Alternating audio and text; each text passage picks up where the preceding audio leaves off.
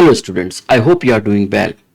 Last class में हम लोगों ने डिस्कस किया था प्रोटीन्स को, क्योंकि हम बायोमोलिक्यूल्स चैप्टर को पढ़ रहे हैं और ये जो बायोमोलिक्यूल्स हैं इसमें हम लोग अभी तक जो चीज़ें कवर करी हैं वो बायोमोलिक्यूल्स का कैरेक्टराइजेशन, उनका आइसोलेशन, फिर मेटाबॉलिज्म और प्रोटीन्स। तो उसी को कंटिन्यू करते हुए आज की क्लास में हम डिस्कस करेंगे पॉलीसैकेराइड्स। तो चलिए शुरू करते हैं हम आज की क्लास पॉलीसैकेराइड्स के बारे में। पॉलीसैकेराइड्स, जिनको हम कार्बोहाइड्रेट्स भी कहते हैं, ये इस पूरी अर्थ पर पाए जाने वाले बायोमोलिक्यूल्स में सबसे ज्यादा पाए जाते हैं। So they are the most abundant molecules और बायोमोलिक्यूल्स ऑन दिस अर्थ। अब ऐसा किस लिए होता है, क्यों ये जो हमारे पॉलीसैकेराइड्स हैं या कार्बोहाइड्रेट्स हैं सबसे ज्यादा होते हैं?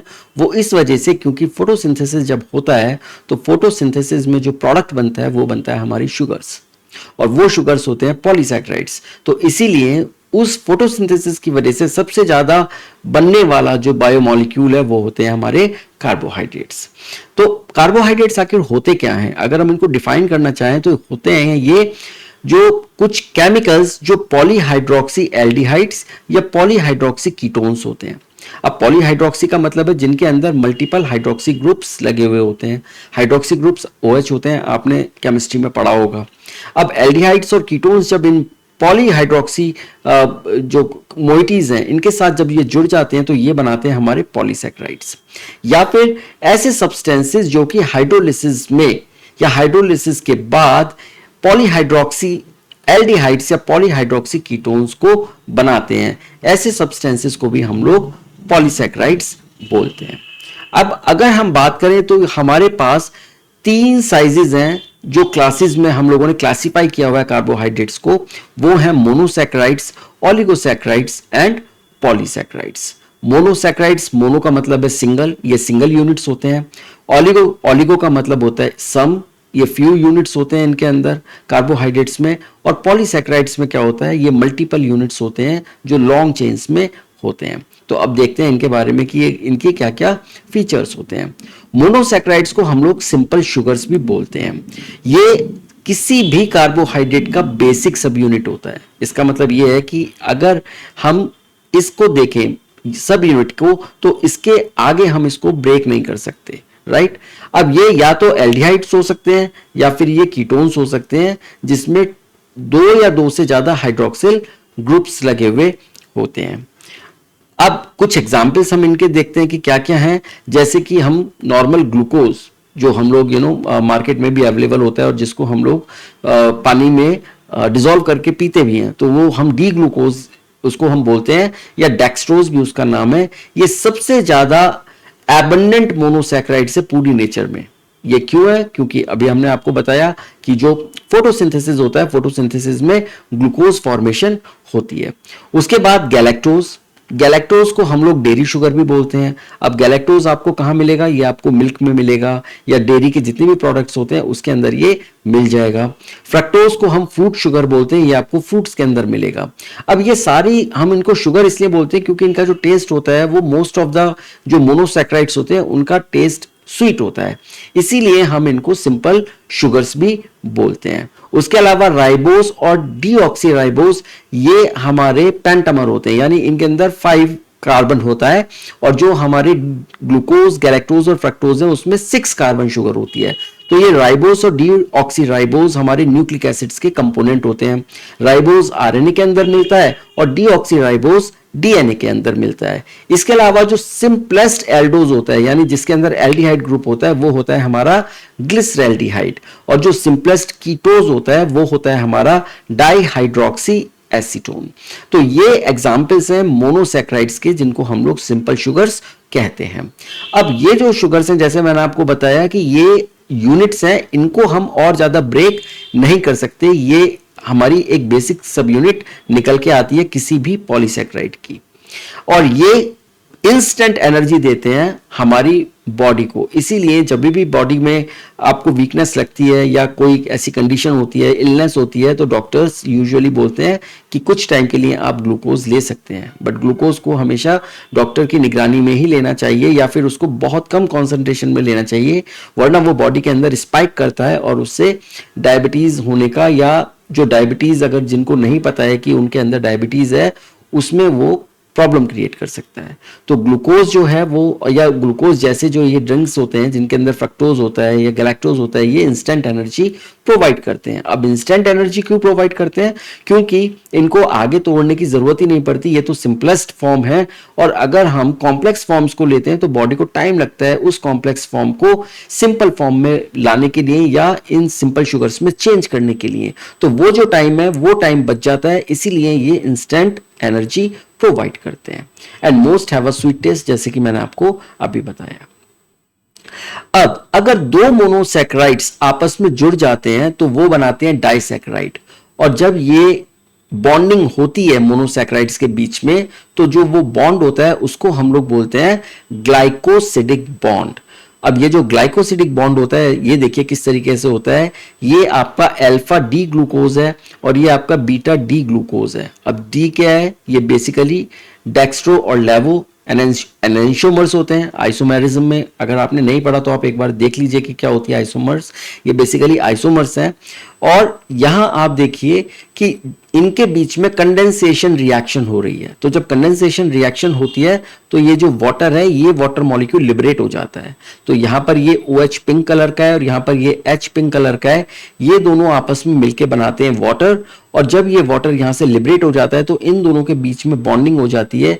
यहां पर H है, यहां पर H है और यहां पर बचा हुआ O है। तो आप देखिए ये बन गया माल्टोज। माल्टोज में यहां पर H है, यहां पर H है और यहां पर बीच में बना हुआ O है। और इस बॉन्ड को हम लोग बोलते हैं ग्लाइकोसिडिक बॉन्ड। तो कार्बोहाइड्रेट्स के अंदर जो बॉन्ड होता है, जब दो कार्बोहाइड्रेट्स आपस में जुड़ते हैं तो वो बनाते हैं ग्लाइकोसिडिक बॉन्ड्स। अब अगर कोई भी मॉलिक्यूल जो कि एक शुगर के साथ जुड़ के और किसी और मॉलिक्यूल के साथ जुड़ा हुआ है, तो कोई भी मॉलिक्यूल है जिसमें जो कि एक शुगर के साथ जुड़ा हुआ है, उसको हम लोग बोलते हैं ग्लाइकोसाइड। किसी भी मॉलिक्यूल को जिसके साथ शुगर जुड़ी हुई है, राइट। अब डाइसैकेराइड्स जो कि अभी बनाया है, ये डबल शुगर्स होते हैं और इनके अंदर दो मोनोसैकेराइड की जो यूनिट्स होती हैं वो बॉन्डेड होती हैं।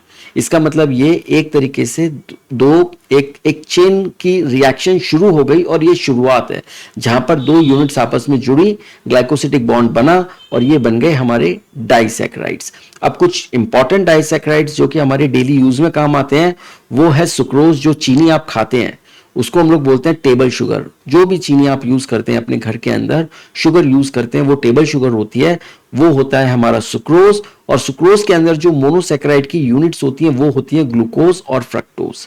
इसका मतलब एक सुक्रोज की यूनिट में एक यूनिट ग्लूकोज होता है और एक यूनिट फ्रक्टोज होता है। और जब ग्लूकोज और फ्रक्टोज, राइट, ये दोनों आपस में ग्लाइकोसिडिक बॉन्ड के थ्रू ज्वाइन करते हैं तो ये बनाते हैं सुक्रोज, जो कि होता है आपका टेबल शुगर। एक होता है लैक्टोज। लैक्टोज को हम लोग बोलते हैं मिल्क शुगर। अब ये जो लैक्टोज होता है ये एक ग्लूकोज और एक गैलेक्टोज यूनिट को आपस में जोड़ देता है। ओके, तो ये जब लैक्टोज है, इसके अंदर एक यूनिट ग्लूकोज है और एक यूनिट गैलेक्टोज है। तो जब ये दोनों जुड़ गए तो इससे बन गया लैक्टोज। लैक्टोज है मिल्क शुगर जो कि आपके मिल्क के अंदर मिलता है। और एक एग्जाम्पल है माल्टोज। माल्टोज को हम लोग बोलते हैं माल्ट शुगर और इसके अंदर दो यूनिट्स होती हैं ग्लूकोज की, यानी दोनों ग्लूकोज की ही यूनिट्स होती हैं। जैसे आपने यहां ऊपर रिएक्शन में देखा, ये भी ग्लूकोज की यूनिट है, ये भी ग्लूकोज की यूनिट है। और जब कंडेंसेशन हुआ तो इन्होंने बना दिया ये माल्टोज, तो ये बन गया डाइसैकेराइड। ऑलराइट, तो ये हमारे एग्जाम्पल्स हैं हमारे डाइसैकेराइड्स के। अब जो पॉलीसैकेराइड्स जो होते हैं वो पॉलीसैकेराइड्स होते हैं, they are the long chains of monosaccharides.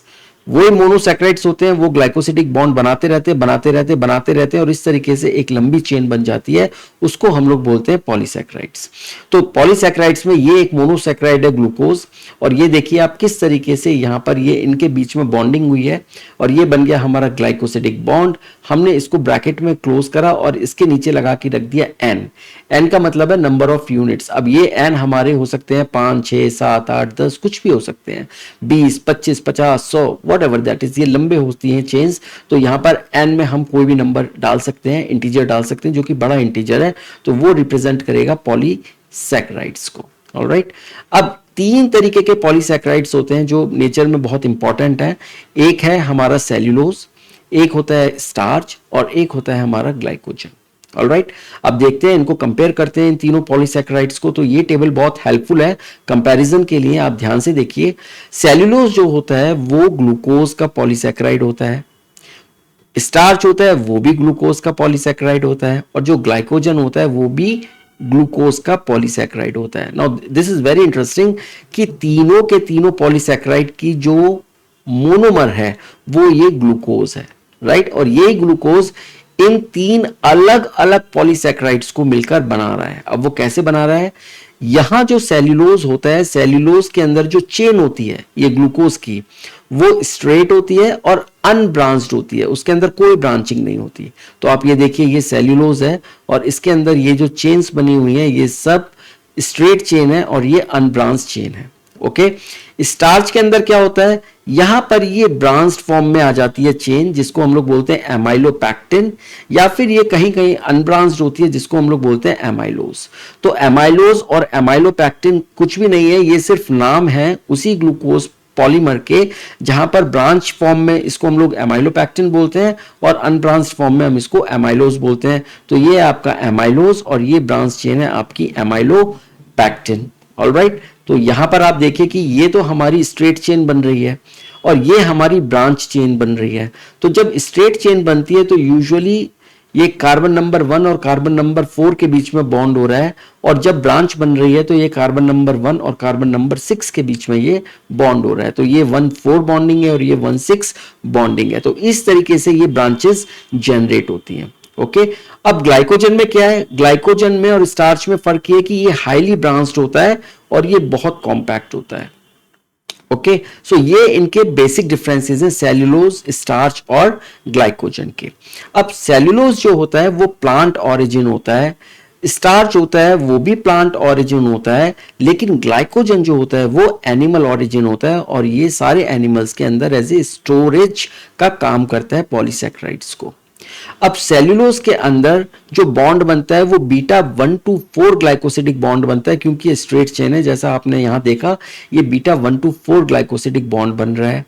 Starch के अंदर अल्फा 1 to 4 बनता है और 1 to 6 बनता है। तो 1 to 4 बनेगा एमाइलोज के केस में और 1 to 6 बनेगा जहां पर ब्रांच हो रही है एमाइलोपैक्टिन के केस में। और जो ग्लाइकोजन होता है उसके अंदर अल्फा 1 to 4 बनता है और उसके अंदर बहुत सारी अल्फा 1 to 6 ब्रांचेस निकलती हैं, बिकॉज यहां पर ये हाईली ब्रांच्ड होता है। ऑलराइट, तो ये एक तरीके से ग्लाइकोसिडिक बॉन्ड्स का कंपैरिजन है। अब अगर हम सेल्यूलोज की बात करें तो ये स्ट्रक्चरल सपोर्ट देता है, सारी प्लांट्स की सेल वॉल के अंदर ये मिलेगा आपको, और उसकी वजह से क्या है कि यहाँ सारे प्लांट्स के अंदर ये स्ट्रक्चरल सपोर्ट देता है। स्टार्च क्या करता है, वो एनर्जी का स्टोरेज देता है, बिकॉज जब फोटोसिंथेसिस होती है और जब ग्लूकोज बनता है तो ग्लूकोज जो यूटिलाइज हो गया वो यूटिलाइज हो गया, लेकिन वो स्टार्च फॉर्म के अंदर वो स्टोर हो जाता है। और जो ग्लाइकोजन होता है वो भी हमारी बॉडी के अंदर एनर्जी फॉर्म में स्टोर हो जाता है। जब बहुत ज्यादा शुगर हो जाती है तो वो ग्लाइकोजन में कन्वर्ट हो जाती है, और वो ग्लाइकोजन हमारा एज ए कार्बोहाइड्रेट का स्टोरेज की तरह काम करता है। और जब भी कभी हमारे को जरूरत होती है बॉडी में एनर्जी की तो वो ग्लाइकोजन वापस ग्लूकोज बन जाता है। ऑलराइट, अब सेल्यूलोज के अंदर कोई कलर चेंज नहीं आता अगर हम आयोडीन टेस्ट करते हैं। Right, there is no colour change जो आयोडीन टेस्ट का होता है। लेकिन स्टार्च में क्या होता है कि जो हेलिकल सेकेंडरी स्ट्रक्चर्स होती हैं वो आयोडीन के मॉलिक्यूल को होल्ड कर सकती हैं, इसीलिए ये ब्लू कलर का कलर देता है जब ये हम आयोडीन से टेस्ट करते हैं। और जो ग्लाइकोजन होता है वो रेडिश ब्राउन कलर देता है, क्योंकि यहां पर इतनी ज्यादा ब्रांचेस हैं कि आराम से आयोडीन के मॉलिक्यूल्स इसके अंदर एकोमोडेट हो जाते हैं। तो ये पर्टिकुलर ये जो स्लाइड है ये आपका कंपैरिजन कर रही है सेल्यूलोज, स्टार्च और ग्लाइकोजन का, और ये बहुत अच्छे से बता रही है कि किस तरीके से जो हमारे पॉलीसैकेराइड्स होते हैं वो ब्रांच या अनब्रांच फॉर्म के अंदर आते हैं और किस तरीके से उनके बीच में बॉन्डिंग होती है। राइट, चलिए अब पॉलीसैकेराइड चेन के अंदर जो राइट एंड होता है, जो ये जो आपका राइट हैंड साइड का जो एंड है जिसको हम लोग राइट एंड बोलते हैं, इसको हम लोग बोलते हैं रिड्यूसिंग एंड। राइट, यहां पर लिखा भी है, ये देखिए ये रिड्यूसिंग एंड है। और इसमें क्या होता है, इसमें एक फ्री हेमी एसिटल ग्रुप होता है यहां पर, जो ओपन होने पर एल्डिहाइड बनाता है, और इस एल्डिहाइड पे जब ये चेन ओपन होती है और ये एल्डिहाइड बन जाता है तो ये ऑक्सीडाइज होके और एज ए रिड्यूसिंग एजेंट का काम करता है। ऑलराइट, तो ये ऑक्सीडाइज हो जाता है, एल्डिहाइड बना देता है, और यहां पर ये इस एंड को, पर्टिकुलरली राइट हैंड साइड वाले एंड को हम लोग बोलते हैं रिड्यूसिंग एंड। अब जो लेफ्ट एंड है, ये वाला जो एंड है, इसको हम लोग बोलते हैं नॉन रिड्यूसिंग एंड। क्यों? क्योंकि इसका जो एनोमेरिक कार्बन होता है वो ग्लाइकोसिडिक बॉन्ड के साथ बंधा हुआ होता है और वो खुल नहीं पाएगा, ओपन नहीं हो पाएगा, और उसकी वजह से वो ऑक्सीडाइज भी नहीं हो पाएगा। तो इसीलिए इस एंड को हम लोग बोलते हैं नॉन रिड्यूसिंग एंड। तो याद रखिए, जो राइट हैंड साइड का एंड होता है उसको हम लोग रिड्यूसिंग एंड बोलते हैं, और जो लेफ्ट हैंड साइड का एंड होता है इसको हम लोग नॉन रिड्यूसिंग एंड बोलते हैं। अब एक एग्जाम्पल है इन्यूलिन। इन्यूलिन क्या होता है कि ये फ्रक्टोज का पॉलीमर होता है, राइट। जैसे आपने देखा अभी ग्लूकोज के पॉलीमर्स देखे आपने, पीछे सेल्यूलोज था और आपका ग्लाइकोजन था। तो इस तरीके से इन्यूलिन जो होता है ये फ्रक्टोज का एक पॉलीमर होता है, और ये प्लांट्स के अंदर कार्बोहाइड्रेट्स को स्टोर करने के काम आता है। ओके, और जितने कॉम्प्लेक्स पॉलीसैकेराइड्स होते हैं उन सबके जो बिल्डिंग ब्लॉक्स होते हैं उनमें एमिनो शुगर्स या केमिकली मॉडिफाइड शुगर्स भी मिल सकती हैं। अब जैसे एक एग्जांपल है, जैसे ग्लूकोसेमाइन हो गया या एन एसिटाइल गैलेक्टोसेमाइन हो गया, ये सारी बहुत कॉम्प्लेक्स पॉलीसैकेराइड्स होते हैं। तो इनके अंदर जो कार्बोहाइड्रेट का जो मोनोसैकेराइड यूनिट होती है वो तो होती ही है, लेकिन उसके अलावा इनके अंदर एमाइन ग्रुप्स भी हो सकते हैं, या फिर ये जो शुगर्स हैं ये केमिकली मॉडिफाइड भी हो सकती हैं। तो ये जो ग्लूकोसेमाइन और एन एसिटाइल गैलेक्टोसेमाइन है ये कॉम्प्लेक्स मेजर कार्बोहाइड्रेट्स के अंदर आते हैं। अब कुछ आर्थ्रोपोड्स होते हैं जो इंसेक्ट्स होते हैं, उनके ऊपर कॉम्प्लेक्स पॉलीसैकेराइड का एक तरीके का प्रोटेक्टिव लेयर होती है जिसको हम लोग बोलते हैं काइटिन। जैसे कि कॉकरोच के ऊपर जो ब्राउन कलर होता है वो ब्राउन कलर उस काइटिन की वजह से होता है जो उसके एक्सोस्केलेटन का काम करती है। अब हम लोग ह्यूमंस हैं, हम लोग वर्टिब्रेट्स हैं, तो हमारे अंदर एंडोस्केलेटन है, हमारा स्केलेटन हमारी बॉडी के अंदर है। लेकिन ये जो बग्स होते हैं, ये जो आर्थ्रोपोड्स हैं, ये इनवर्टिब्रेट्स हैं, और इनवर्टिब्रेट्स का जो जो स्केलेटन होता है वो एक्सोस्केलेटन होता है, वो उनकी बॉडी के बाहर होता है और वो प्रोटेक्शन का काम करता है। तो यहां पर जो आर्थ्रोपोड्स होते हैं उनका एक्सोस्केलेटन उसके अंदर जो कॉम्प्लेक्स पॉलीसैकेराइड होता है उसका नाम होता है काइटिन। ओके, और ये जो होते हैं ये मोस्टली होमोपॉलीमर्स होते हैं जो कि long chains of N acetyl D glucosamine unit से मिलकर बने हुए होते हैं। तो याद रखिएगा, N acetyl D glucosamine unit है जिससे ये मिलके बने होते हैं और ये प्रोटेक्शन का काम करते हैं। ओके, तो चलिए, मुझे ऐसा लगता है कि शायद आज की क्लास में आपको काफी हद तक कार्बोहाइड्रेट्स के बारे में जानकारी मिली है और काफी हद तक आप कार्बोहाइड्रेट्स को समझ गए हैं। अगर आपको कोई कंफ्यूजन है तो आप इस वीडियो को दोबारा देख सकते हैं या फिर आप मेरे को ईमेल कर सकते हैं। ईमेल मेरा दिया हुआ है। अब हम आपसे मिलेंगे अगली क्लास में जहां पर हम डिस्कस करेंगे न्यूक्लिक एसिड्स को। तब तक आप अपना ध्यान रखिए। Take care and thank you.